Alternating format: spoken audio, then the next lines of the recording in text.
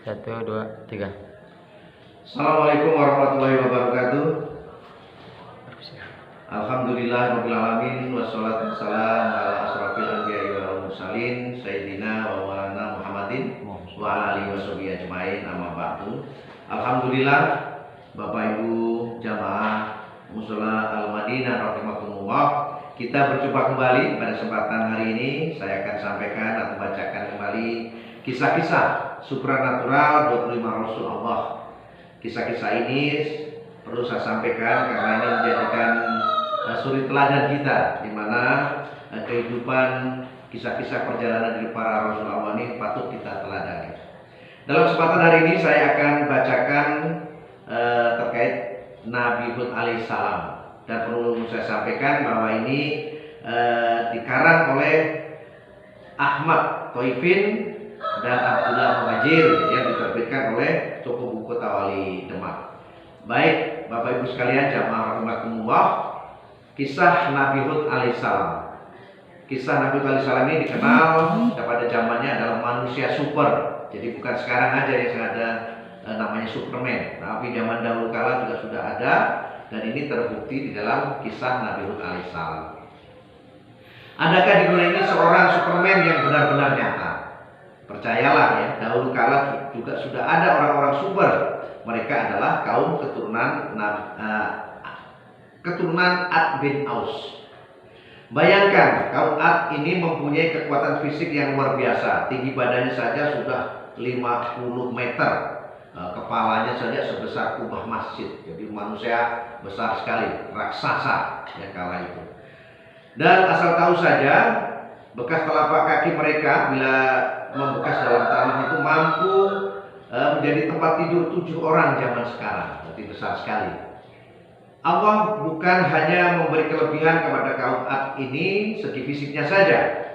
Tanah tempat mereka tinggal pun sangat subur, pertanian mereka cukup maju. Demikian juga bidang perdagangannya, mereka mempunyai kongsi-kongsi pelabuhan yang maju, sehingga semua faktor yang ada sangat mendukung ya terbentuknya sebuah masyarakat yang modern waktu itu pada zamannya. Begitu pula pengunjungnya atau para masyarakat yang lalu lalang di sana, karena sudah menjadi sebuah kota besar. Semua yang ada di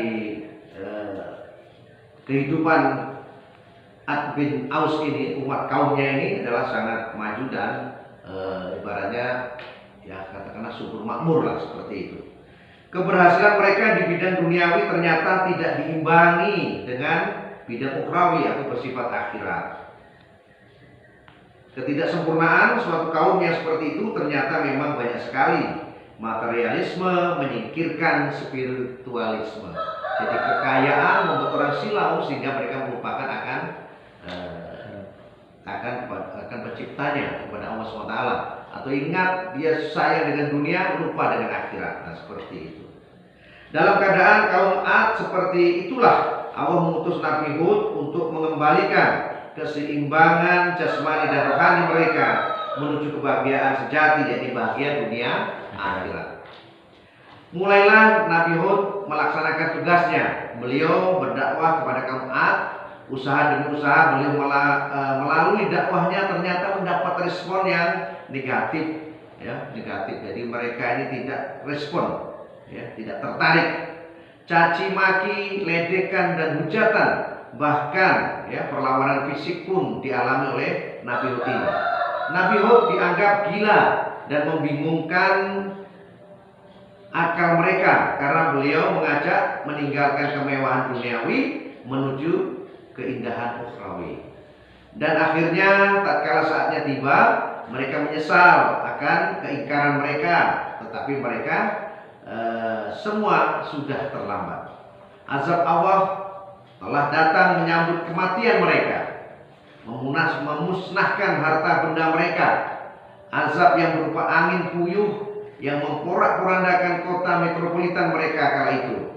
Bahkan hanya dengan suara angin itu saja semuanya telah melebur dan hancur jadi debu. Itu rumah, gedung, kemewahan semuanya hancur, semuanya rata dengan tanah.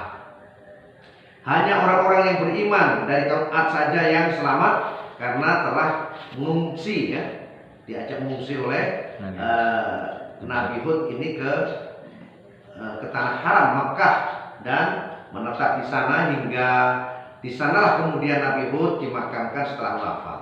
Wallahu a'lam. Dikisahkan penyakit mandul masal kala itu. Ini menurut riwayat satu hadis, kaum Ad sebenarnya telah mendapat peringatan Allah atas kesombongan dan kelalaian mereka. Suatu saat datang kemarau panjang. Hujan tidak pernah turun hingga 3 tahun. Bayangkan, 3 tahun tidak ada hujan. Selama itu pula merebak penyakit mandul, sehingga selama 3 tahun ini kaum Ad ini tidak punya keturunan, tidak ada angka kelahiran sama sekali. Nabi Hud pun menyeru kepada mereka, kalau mereka kembali ikuti ajaran tauhid, menyembah Allah dan meninggalkan berhala-berhala mereka, maka Allah akan menghentikan kemarau itu dan memberi mereka keturunan-keturunan yang baru. Sudah diingatkan oleh Nabi Hud ini, tapi mereka masih tetap ingkar, ya.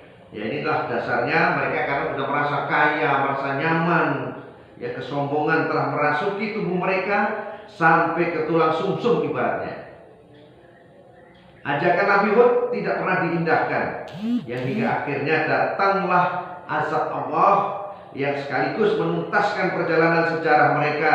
Kaum Ad ini sebagai kaum metropolis pertama di dunia kala itu, mereka musnah ditelan bumi dengan azab Allah SWT.